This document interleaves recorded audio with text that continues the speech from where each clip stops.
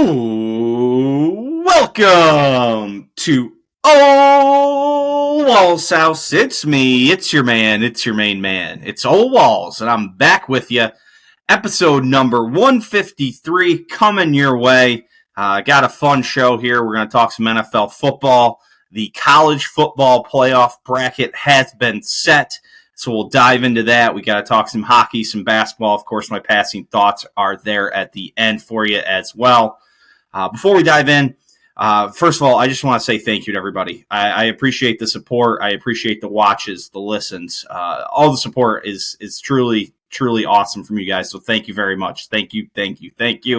And as always, a little housekeeping. If you guys could, please rate, review, comment, subscribe, and share.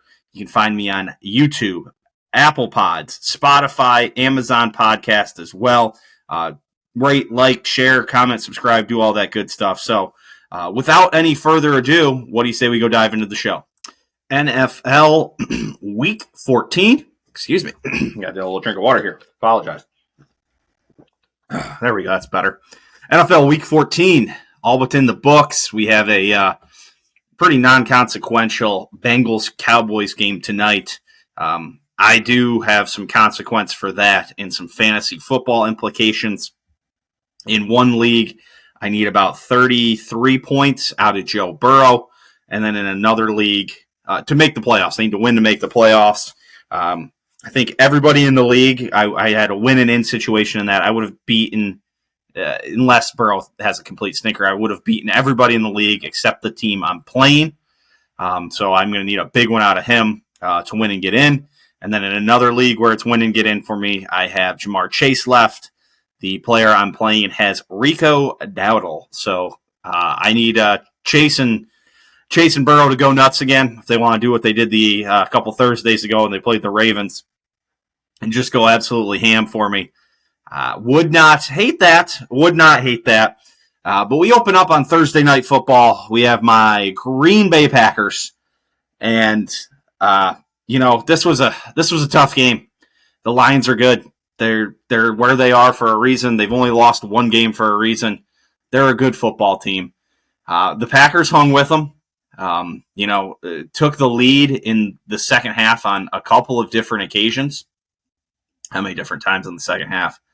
Took the lead twice in the second half, once early in the fourth quarter, and tied it.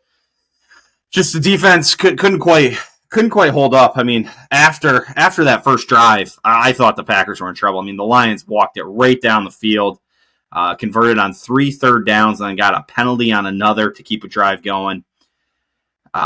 We had it just felt like we were in for a world of hurt, but they battled, fell down 10-0.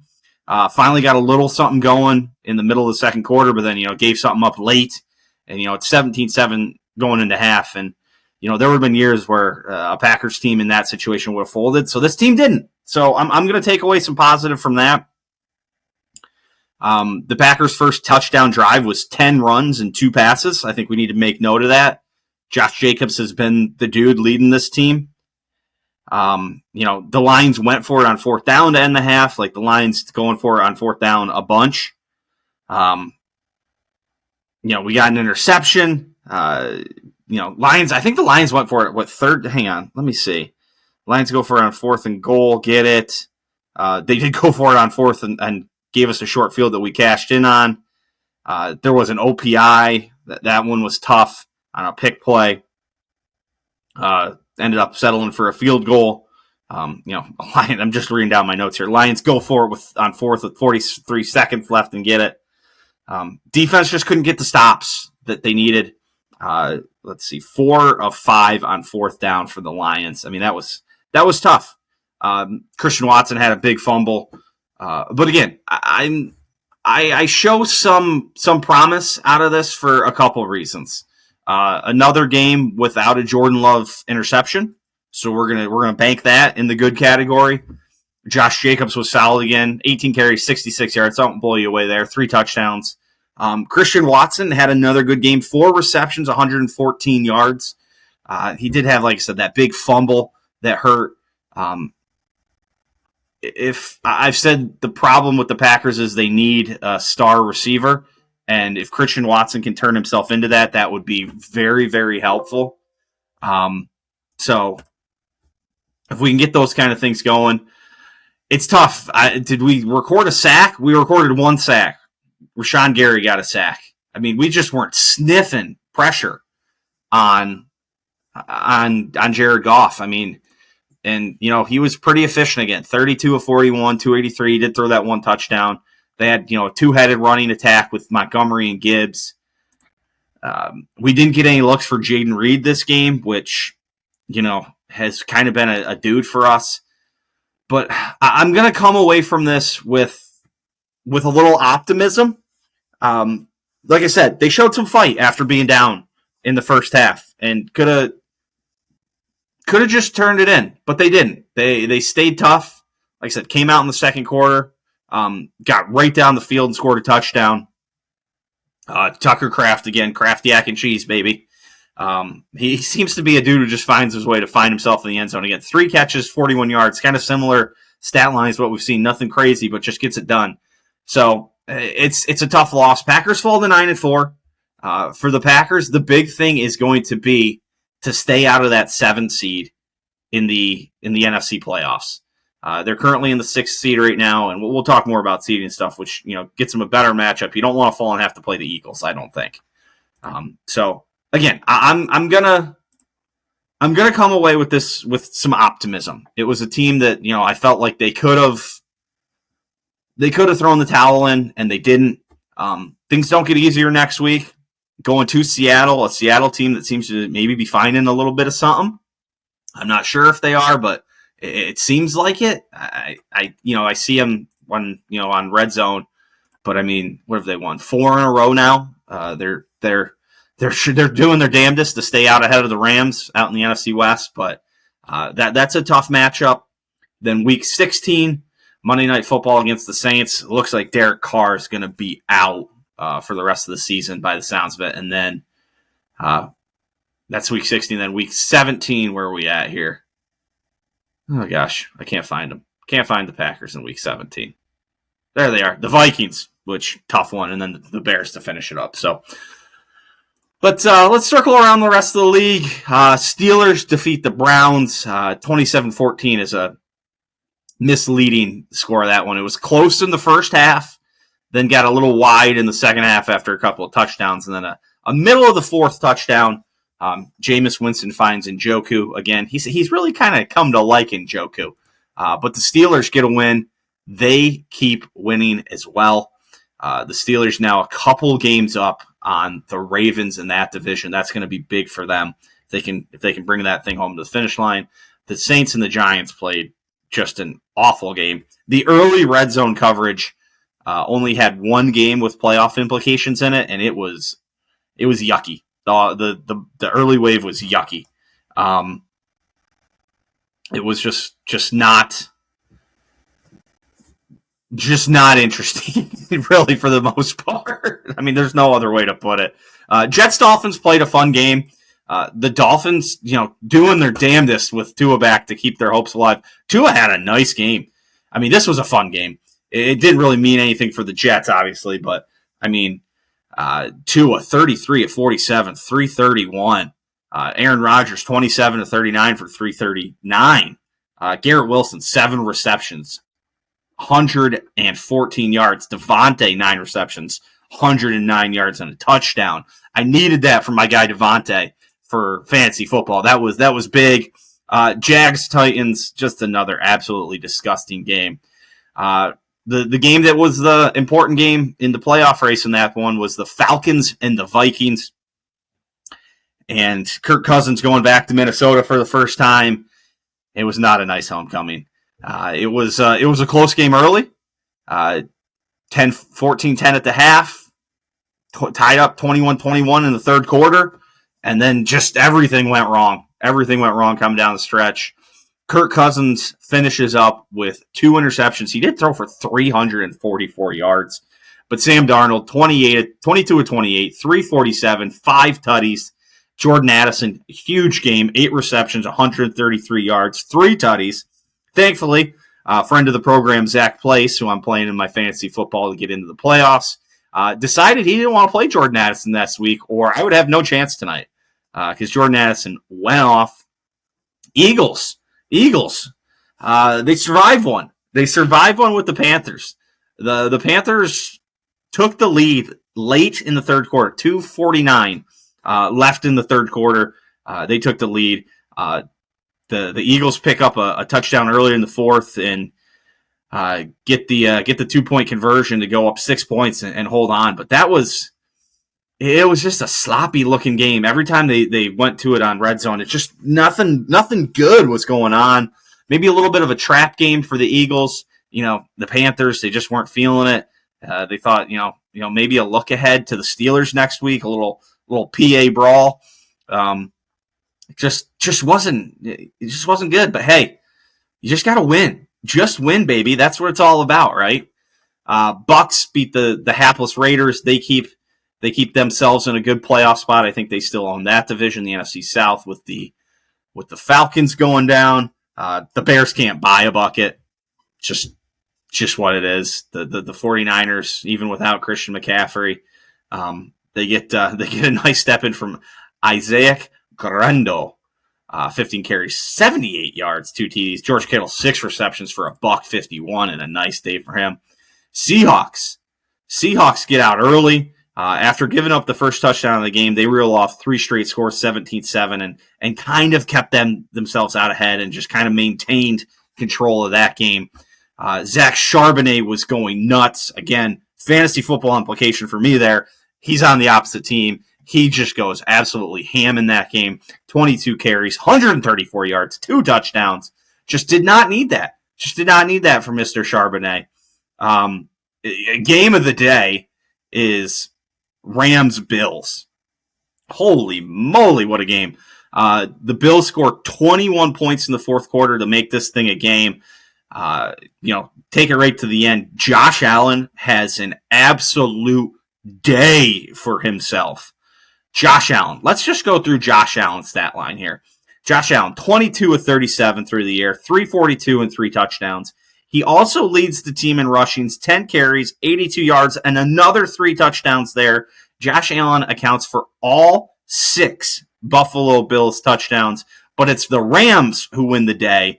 The LA Rams, behind Matt Stafford, slinging it very nicely, 23 of 30, 320. It seems like as I'm going through these quarterback numbers, remember when nobody was throwing for over 300 yards at the start of the season? Well, they're doing it now, and there were some points on the board in this game. I mean, you just read you through. Touchdown 8:26 left, touchdown 3:22 left, field goal 13:37, touchdown 12:29, touchdown 10:23, touchdown 2:36. That's the first half. Third quarter, touchdown 8:26, touchdown 3:54, touchdown 18 seconds. Fourth quarter, touchdown 14:27, touchdown 8:49, touchdown 1:54, touchdown 1 minute exactly. Close to, let me do my math, a little over 900 total yards from each of these teams. Just a game you love to watch. Points going up. If you're a fan of defense and you're you like your defensive stalwart games and low scoring, that was not the one for you. The Sunday night game might have been more your speed, 19-17, and somehow, some way, as time expires, Matthew Wright kicking for the Kansas City Chiefs since the game-winning field goal through. I didn't make it to that point. I was asleep by then. But after Kansas City got out early, I was going to say, I don't know if I saw past the second into the second half. They're up 13-0, I think, last I saw.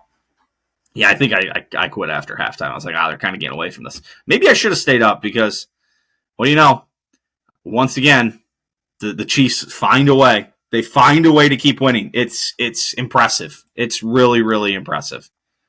Let's see what we got going next week here before we kind of talk playoff standings. Actually, we got Bengals-Cowboys saying it's not going to affect playoff standings. Rams and 49ers, that one's going to matter, ladies and gents. Rams-49ers. The 49ers not out of it in the NFC West, 6-7. They are 2 back of the Seahawks, so they're thinking winning out. But the Rams 7-6 right there. The Cardinals, 3 losses in a row after moving to 6-4 and seeming like they had that division locked up. Not locked up, but on lock, maybe the better term. Commanders, Saints. Commanders obviously want to keep winning. Bengals, Chiefs go to the Browns. The Browns have been pesky, man. And for a Chiefs team that lets everybody hang around, I mean, if Jameis can just, speak to the Lord a little bit and get him to stop throwing those interceptions like he's been saying, you never know. Texans, Dolphins. That's interesting. There's some stuff going on there. I mean, the Texans are leading the AFC South, obviously. That division stinks. What are they? What are they up on that? Well, the Colts are there. I mean, the Jags and Titans stink, but the Colts they're hanging around a couple games back. So the Dolphins obviously are fighting for a wild card spot. They're not catching the Bills. I don't know if the Bills have the Bills officially clinched the AFC East. They've clinched their playoff spot. I don't know if the AFC East is officially clinched. Let me do some quick math. I mean, yeah, they can only go. No, they can go 10-7. So I mean, the Bills could win out, or the Dolphins could win out. But Dolphins, Texans, that should be a fun one. Giants, stinks, or Ravens, Giants, Jets, Jags, stink fest. Cowboys, Panthers, stink fest. Bucks, Chargers, that'll be important. I think we're reaching the point where we might need to get the Chargers. Yeah, the Chargers and the Broncos 8-5.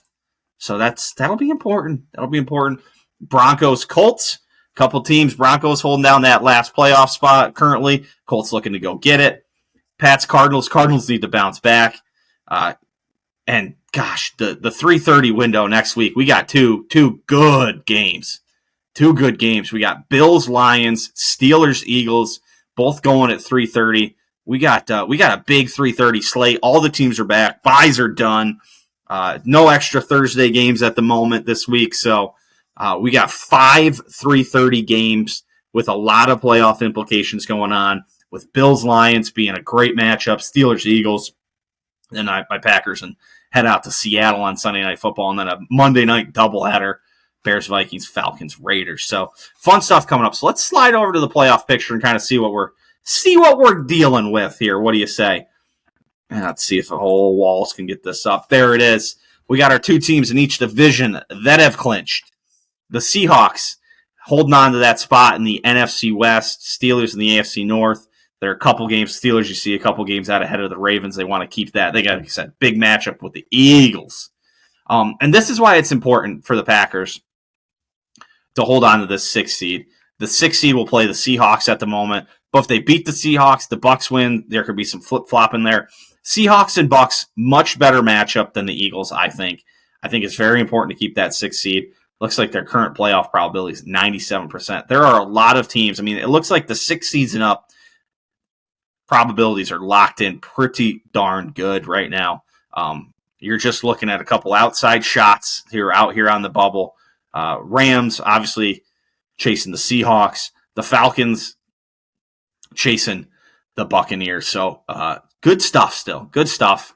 Still some interesting games. We're going to see, like I said, a couple of things that will, be nice matchups to preview some things. I mean, Bills Lions, that's a Super Bowl preview type matchup.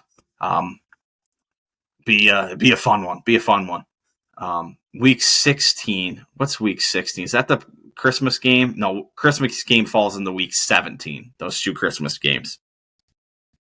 And then they go a game the day after Christmas. That's the Thursday night game. And then you're going the final days there. We got a couple TBD times there. So, interesting week in NFL. The early red zone slate, not much of importance, but a couple of fun games in there. And then Josh Allen, I think, with that performance, vaulted himself up to the top of the line for MVP. Saquon Barkley has set the Philadelphia rushing team record after 13 weeks. So there won't be any discussions of extra games for why he set that one. That's he took care of that one nice and early in the year. So Packers, Seahawks, big one Sunday night. Just in a stretch of non-Sunday afternoon games here. Sunday night, Thursday night, Sunday night, Monday night before we get back to a Sunday day game against the Vikings. And the Vikings just keep winning. Close game there until it wasn't. So what a division the NFC North is. So, all right, let's go talk about another playoff bracket over in college, shall we? College football now. Let's just run through the big conference title games. Army, 11-1 with just one loss on the year, claims their conference championship with a pretty convincing win over Tulane. Boise State handles UNLV. Arizona State lays the boomstick to Iowa State. I think that score, even I was watching, had that game on as I was kind of milling. Yeah, Iowa State scored a touchdown later in the game and a field goal later in the game. It got us to be as much as 45-10.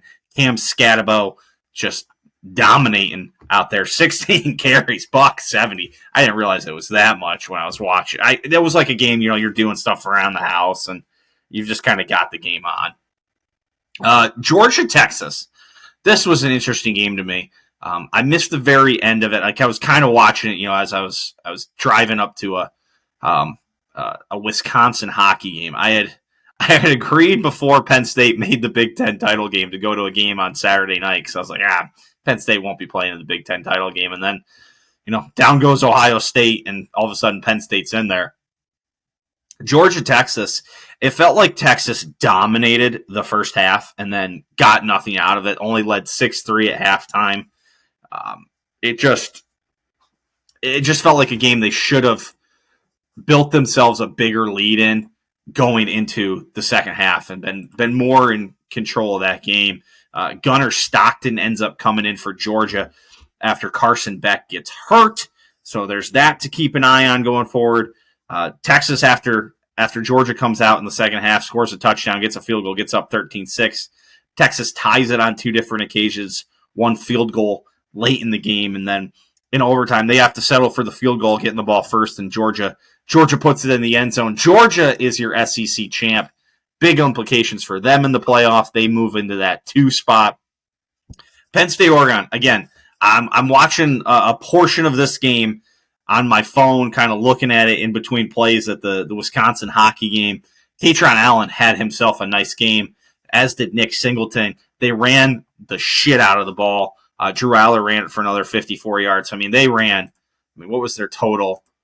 They rushed for 292 yards, gained 518 total yards against the Oregon Ducks. And again, I have the same feeling I had with the Packer game. They hung around. They got down 28-10 in the second quarter. I was trying to, get some good mojo in my head from the last time Penn State was in the Big Ten title game. It was 2016, and I tried to draw some parallels. 2016, Donald Trump gets elected. 2024, Donald Trump gets elected. 2016, Ohio State, big favorite, playing Michigan, last game of the year, and Michigan upsets them to send Penn State to the title game. 2016, Penn State falls down big in that game, couple touchdowns, comes all the way back. 2024, same thing, Michigan upset. Penn State falls down big. Can they do it again? They just couldn't do it. They kept getting close, and then Oregon would just answer. And they'd get close, and Oregon would answer. So, they fall down 28-10 in the middle of the second. Back-to-back touchdowns. It's 28-24. Field goal at the end of the half for Oregon. Oh, it's like, Oregon goes up 38-24. Penn State's not done. Touchdown. And here's where I'm going to bitch, though. And this isn't actually a bitch about James Franklin. This is just a bitch, period. I hate going for 2 when you're down 14. You make it an 8-point game before the extra point. I hate going for 2 there. I know what the analytics say. The analytics say that going for 2 is a 50-50 thing. If you get it, then you've got the chance to win the game with a field goal. If you don't, you just go for 2 again. It's 50-50. You've already missed one. The odds now say it's in your favor to get the second one. I hate it, man. I just hate it. I hate what it does to mentally, because now you see it and you're like, oh, shit, now we do have to score. Now we have to go for 2. If you want to go for 2, just say Penn State makes that 38-31, and then they score, and now they've got the chance. Like, okay, you want to go for 2 to win the game? Go for 2 to win the game. Like, fine. But, like, what if you want to just kick it? What if you think you see something that you don't like, and now you're forced into going for 2 if you've went for 2 earlier and missed it? Or if you get a set that you really do like, you're like, oh, we'll go in for 2 here. Like, we've seen something in this game. I just hate just forcing yourself into that setup that it's like you have to do this because you missed the 2-point conversion earlier. I know the analytics say it. I hate it. I dislike it. Just kick the field goal, keep it a 1-score game. Then if the opportunity presents itself again later that you want to go for 2 and you think you can do it, go for it. I love it. I am never going to bitch if you try and go for 2 and win the game. But I don't know. I just don't like the going for 2 down 14 or down 8, whatever you want to call it.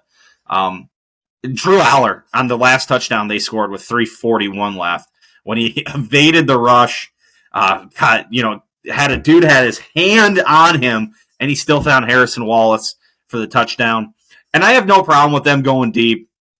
I think it was 2nd and 1, 2nd and inches, something like that. And they went deep to Harrison Wallace. I mean, Harrison Wallace was having a very nice game. What did he finish with? Only 4 receptions for 59. Again, I watched a lot of this like on my phone in an arena, and I think I got back for the the fourth quarter had just started when I sat down at my house and watched the rest of the game. So I don't have a problem going deep there. It seemed like the opportunity. The throw was just a little far, and the defender made a great play on that ball to come away with that interception. So I don't have a big problem. That was a tough game. That was, Oregon is a good team. The defense just couldn't quite get the stops it needed. All that said, I didn't watch any of the SMU Clemson game. I see Clemson walk-off field goal, and Clemson pretty much just knocked Alabama out of the playoff there. But all that said, we'll toss the bracket up on the screen here. This is how it falls. Oregon gets your number 1 seed, Georgia your 2. Boise State moves up to the 3 seed, and then Arizona State goes to the 4. I believe that means Boise State is playing in the what is it? The Fiesta Bowl. And Arizona State will not. They kept them out of there. So this is what it looks like. And for Penn State, this could not have fallen any better. Any better. You're on the opposite side of Oregon, who I think is far and away the best team in the league, or in the country. Also up there, you got Ohio State, Tennessee, and Texas, who I think behind Georgia are probably the next 3 best teams in the country.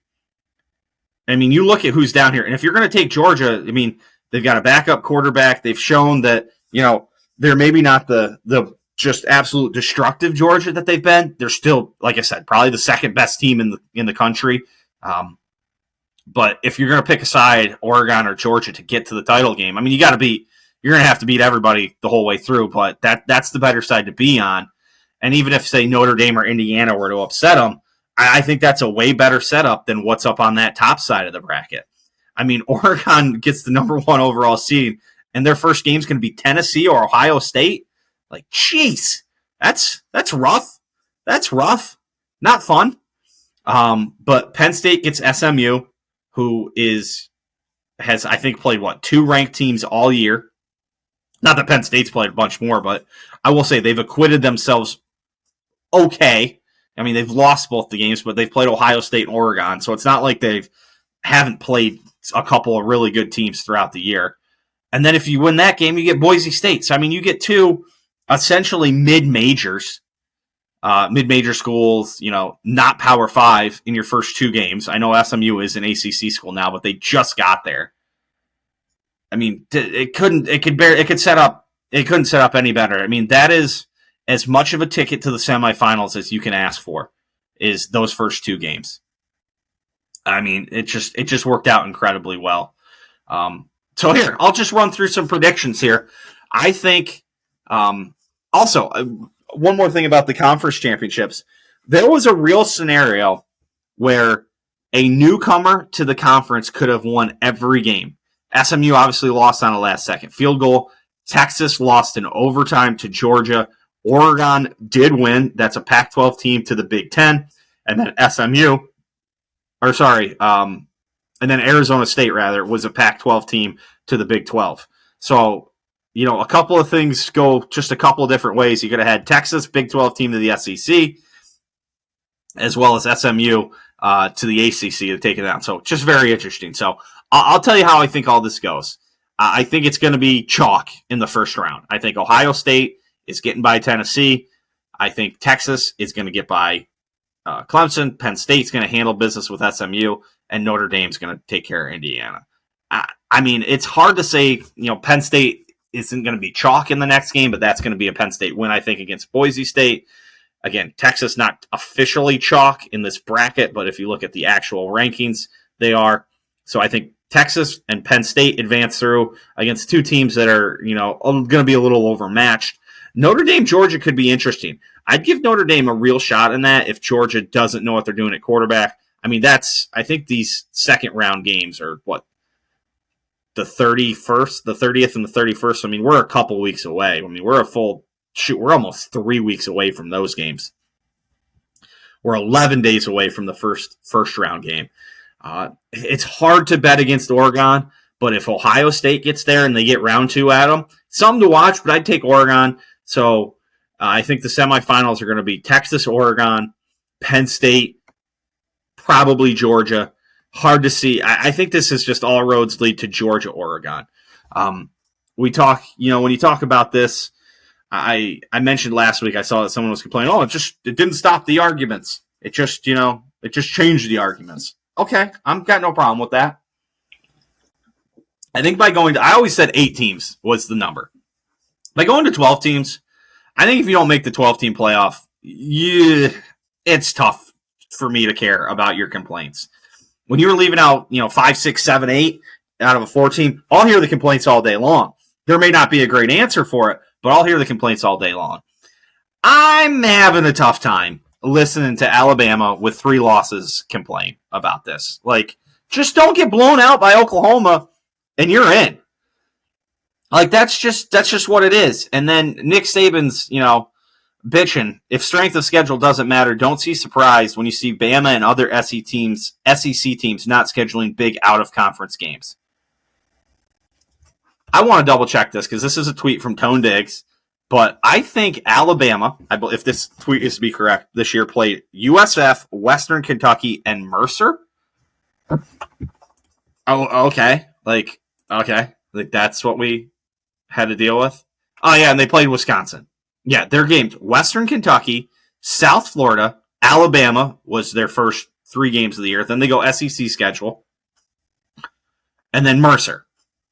So they scheduled Wisconsin, who's fine, but it's not like they scheduled some juggernaut. I mean, they played Texas last year. Good on you. You played 1 game out of conference. In your 4 out of conference games, because you only play 8 SEC games. I mean, so last year's was Middle Tennessee, Texas, South Florida, and Chattanooga. You can really miss me with that shit when you're scheduling 1 AA schools in November. Just miss me with the complaints. I'm just not into it. I don't care. Just whatever. I just don't care. What else did I have to say here?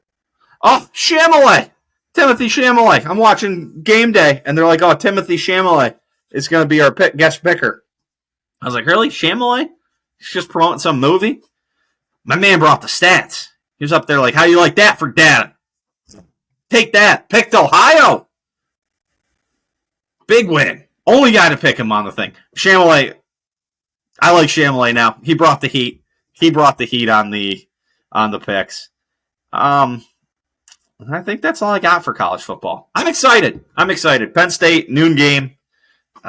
Pretty much anybody who's playing SMU. What are the... Yeah, let me see. Play college football. I want to see where everybody... What the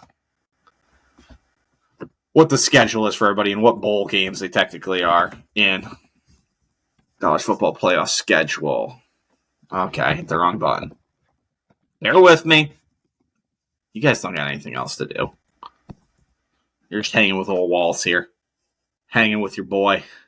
Here we go. Dates and times. First round, Friday night, Indiana and Notre Dame. Saturday at high noon, SMU at Penn State. Clemson goes to Texas Saturday afternoon at 4. And then Ohio State is the night game on ABC and ESPN against Tennessee. So we got our wish. We got one SEC team going north to Big Ten country in December. We got the wish. We got the one. Funny that they didn't do Texas at night. I assume they just think Tennessee, Ohio State will be the better game. Quarterfinals, Boise State against the Penn State SMU winner in the Fiesta Bowl. That'll be 7:30 on New Year's Eve. Then New Year's Day, we get a full slate. Arizona State is facing Texas or Clemson in the Peach Bowl. Oregon's in the Rose Bowl. And then Georgia in the Sugar Bowl. So they kept everybody kind of to their home bowls, except Arizona State, who they flipped to that 4 seed, or they would have been playing almost a de facto home game. Not that place is really in Phoenix that much. And then Orange Bowl and Cotton Bowl host the semifinals. And then the championship game is in Mercedes-Benz Stadium. All right. I think we're good on college football. Hockey time. After I said don't let the Flyers get hot, they certainly did not get hot. 3 games this week, 3 L's. They did manage to pick up a point against the Bruins. Big Meech came out in that game early and was got the Flyers started. A couple points for him. Big Meech continues to be a dude, but Flyers dropped 3 games. Only get 1 single point. They fall back on the outside looking in the wild card race. I believe they fall to 6th. Yes, 6th place in the division. 7 points behind the Hurricanes for the final spot there, but 2 games ahead of them, games played, so not great. And then also, if you look at the wild card, they've played 28 games. The Rangers and the Lightning, who are a point and 2 points ahead of them. The Lightning at 2 points ahead have played 3 less games, and the Rangers have played 2 less games. So not an ideal situation to be in for the Flyers.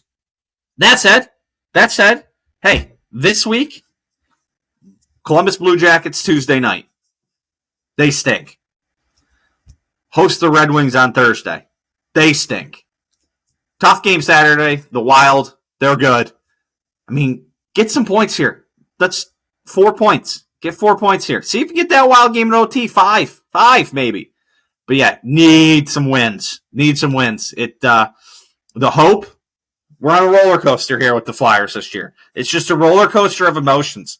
I'm caught in a glass case of emotions. Yeah, they need to bounce back. Over on the hardwood, the other winter sport, the Heels fall to Alabama. Alabama kind of takes it to them, 94-79. It was a little closer at half, but then they just added on and pushed it out. One thing to be noted from this week, Carolina did go on to beat Georgia Tech later in the week in a close game. It took all Carolina had.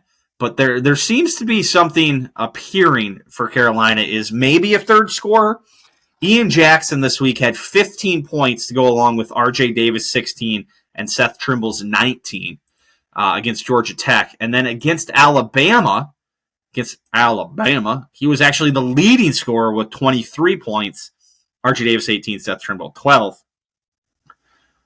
They need a third scorer, and if he can appear to be that guy, come off the bench and provide those minutes and those buckets, that'll be helpful. He's another guard, so it's, where does he fit in exactly with Trimble and R.J. Davis and Elliott Cadeau? Do they go with kind of a 4-guard set? I mean, they actually kind of did that a little bit with Drake Powell. But yeah, Carolina falls out of the rankings. Just one game this week, just LaSalle, before a big week next week. Number 9 Florida and number 24 UCLA come into Chapel Hill. They'll want to right the ship a little bit. They do have one, conference play has started with this early ACC game. They'll want to right the ship a little bit before that really kicks off full swing on New Year's Day when they play Louisville. But yeah, not the best of starts for Carolina. They need some consistent scoring from somebody not named R.J. Davis and Seth Trimble. And Seth Trimble being a dude who's been a consistent scorer has been kind of a nice surprise too. So, all right, let's keep this train rolling. Time for some passing thoughts. Just want to start off. Props to the LPGA. Released a statement that you have to be female at birth to play on the LPGA. Props to them. Crazy that needs to be said and stated, and that rule needs to be put in place. But good on them. Little baseball stuff here. First, there was an idea floated, and I believe Rob Manfred has since shot this down that this is not happening. But there was the thought floated of a thing called a golden at bat, where you could basically break the order and send up whoever you want in a certain situation once a game. So if you're the Yankees, bottom of the ninth, runner on, down one, and it's, you got your 7, 8, 9 guys due up, you just trot Aaron Judge out there again.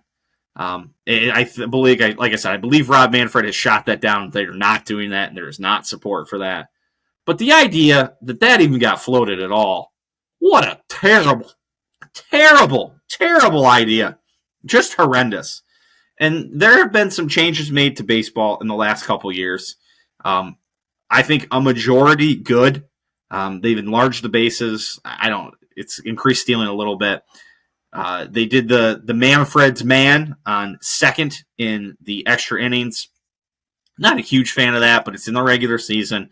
Helps end games so you're not, burning through pitchers in the way these guys pitch now. They don't pitch very, it's much shorter stints or throwing harder. Not my favorite thing, but it's okay. And then the pitch clock has been phenomenal. I've spoke about that a number of times. But you got to be careful. Don't go crazy. Don't go thinking up a golden at bat. Like, not all big fundamental changes are good ideas. Sometimes just pump the brakes. You had a great year of baseball. The playoffs was awesome this year. Don't push it. Don't get out of control. Obviously, the big signing we need to talk about. Shane Bieber staying in Cleveland. 1-year deal. Obviously, that's not the big signing, but that's a big signing for Cleveland. Starting pitching was an issue for them this year. It showed in the playoffs really, really big. Bieber had 2 starts before he got hurt this year. 12 innings, no runs, just fantastic before he had to go down for Tommy John. He was, who knows what would have happened, but there was, a pretty solid thought that he was maybe going to get dealt at the deadline, depending on what the guards were doing at the time, and that he was going to be gone next year no matter what. The injury took away the ability to trade him at the deadline, and now that he's coming back for 1 year, that injury basically extended him 1 year there. It's going to be in the same boat. There's going to be a lot of talk about trading him at the trade deadline. But the report was he likes Cleveland. He wants to be there 1 more year, likes the team. But obviously, the big signing was Juan Soto, 15 years, $765 million to the New York Mets. Juan Soto is 26 years old. A 15-year deal takes him to 41? 41. The way these, the size and length of the baseball contracts, where you've got these guys on the books late into their career, at a point where they're way past their production prime. It's just something else. It's very interesting. It's very interesting. Yeah, I mean, he agreed to a 1-year contract worth $31 million for 2014. I mean, 15 years, 765 divided by 50. I think this is about 50? 51. 51 million. The Yankees offered him 16 years for 760. Hoy caramba. Yeah, he's been in the big since 2018. So, usually just with the way baseball works, it takes you a little longer to get up to the bigs and the way the contract's set up. You don't see a lot of guys in that 26 range where you can lock him up at that age for long term and have to pay him that much. But he's a great player, and he got paid. He got paid in a big way. Big way. What else we got? I went to 2 hockey games this week. Went to the Blackhawks and Bruins this week. A friend of mine friend of the program, Troy Gordon, was in town and down in Chicago and was going to go to the Blackhawks game. A gentleman from not too far away, Beecher, plays for the Bruins. He won all 3 of his faceoffs. T-Man told me this guy is a D-zone faceoff specialist, and he was in for 3 or 4 D-zone faceoffs, and he won every one of them, so he was right there. Hockey's a lot of fun in person. I mentioned I was also at the Wisconsin game on Saturday night while Penn State was playing. Hockey's a fun thing to go to in person. If you've never been to a hockey game in person, it makes you appreciate the sport that much more. Those guys are moving. They're moving fast out there. It also leads me to my next thing. Why is there nothing like a hot dog at a stadium, whether inside for hockey, basketball, whatever, or outside at a football game, or the best stadium hot dog is at a baseball game, but there's just something about a hot dog at a stadium. There's just really, I don't know, it's something unexplainable to it. Also this week, right before I left to go down that game, I had timed everything out perfectly, and all of a sudden I go out, grab a soda out of my fridge for the drive, and I look in, and my garage fridge had been brutally cold up here in the upper Midwest, and the fridge got too cold, and an entire pack of Coca-Cola had shattered and sprayed all over my garage fridge. So now I'm out there trying to clean that up. I don't quite bend over very well and get down to the ground very easy post-knee surgery here, but that was a fun way to start my trip. So, yeah. Just a couple other things here. Tyreek Hill, this was before the weekend. I think he scored a touchdown this weekend. He's had before the weekend again, 4 touchdown receptions in 2024. 5 newborn children? Is that right? Like, I saw this floating around. How many kids does Tyreek Hill have? Hill reportedly has 10 children. Reportedly.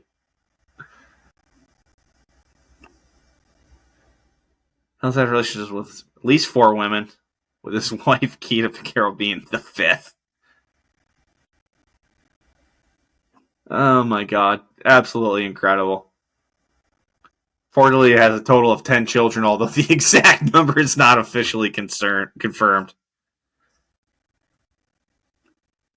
I'm not reading names of somebody's children. That's absurd. The fact that they printed that. I actually feel bad for talking about it. No, I don't feel bad for the general of it. I'm not talking about someone's kids' names, but maybe look into a condom, Tyreek. 5 kids. 5 kids in 2024. Absolutely impressive. Baller numbers. Spotify Wrapped came out this past week. A couple of things. My creators Wrapped, because I do my post my podcast through Spotify for creators. Ole Walls House was in the top 15% of video podcasts on Spotify. So thank you guys so much for that. That's awesome. And then I did have one. It was doing like your music evolution. My August, they called Academic Clean Rap Hip Hop, and then said, you've been listening to artists like Jay-Z, Eminem, and Dr. Dre. Didn't know those guys were academic clean hip hop. So, you learn something new every day. And then I saw a good one. It was your 2007 rap. You listen to 510 new artists and 1,102 new songs. Only 8 viruses were transferred onto your computer. You spent 3,123 minutes searching for audible versions of songs. And then in the background, it's a LimeWire kind of insignia there, and it looks like the old LimeWire screen. That got me. I found that very, very funny. And then I'll just end with this one. No, actually, I have 2 more things. I'm an idiot. Brian Kelly apparently opened up in his early signing press conference talking about NIL and said, Kelly said, for some prospects, quote, it's not just about finding the right fit. It's about the most money I can get. That's unfortunate, but that's the world we live in. Okay, I get that that's unfortunate. But you were at Notre Dame, getting paid a lot of money. And then you took more money to go to LSU, which you thought was a better situation. Huh. So it's okay for you to do it, but when a kid does it, it's not okay? Like, the hypocrisy of college coaches is next level. Like, oh, you got to commit to this program for 4 years. Like, you're out the door the second you get a better option, man. Like, everybody knows it, and the hypocrisy of it is absurd. And then I saw this. We've seen it floating around on golf Twitter, Instagram. Would you play Tiger Woods, prime Tiger Woods, for 72 holes? If you can beat him one time, you get $100 million. But if you don't, you go to jail, or you can just not play him and take the $1 million. I said I'd just take the $1 million. Like, I can put some numbers up out there. And if we're talking prime Tiger Woods. So this dude, Lou Stagner, golf stat pro, very good insight on Twitter usually. He said this. Over 72 holes, what are the chances of 5 index, about what I am actually, amateur will beat Tiger Woods on at least one hole? Short answer. It's very likely, under reasonable assumptions, around 80%.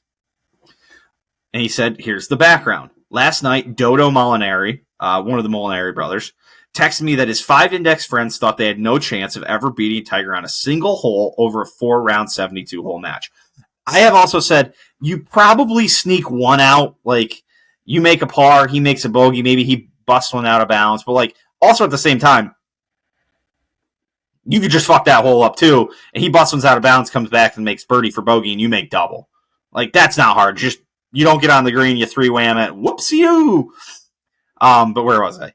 Dodo believed the amateur was a big favorite and asked me if we could run some numbers to try and estimate the actual probabilities. We assumed they played a typical member course from the back tees, about 6,700 yards, course rating 73, and a slope of 130. For context, a 5 index would get 7 strokes on this course. So he said he crunched the numbers for 2 scenarios. Scenario 1, Tiger averages 61 per round, amateur averages 84. This scenario is generous to Tiger and tough on the amateur. Even then, the 5 index wins at least one hole about 63% of the time. If Tiger's shooting 61, he's probably not making a bogey. That means he's making anywhere from 9 to 11 birdies, depending on the par of the course. So you're telling me in those other, so you have to find the other 7 holes and make a birdie there and just hope you don't birdie one of the holes he birdies. I mean, and the thought is that if it's an amateur, he's going to birdie the easier holes at par 5. Ooh. Scenario 2. Tiger averages 63 per round. The amateur averages 82. This scenario is more realistic under these conditions. A 5 index wins at least one hole about 81% of the time. Even if Tiger plays incredibly well and the amateur underperforms, amateur still has a decent chance, over half, of winning at least one hole with more realistic assumptions that is over 80%.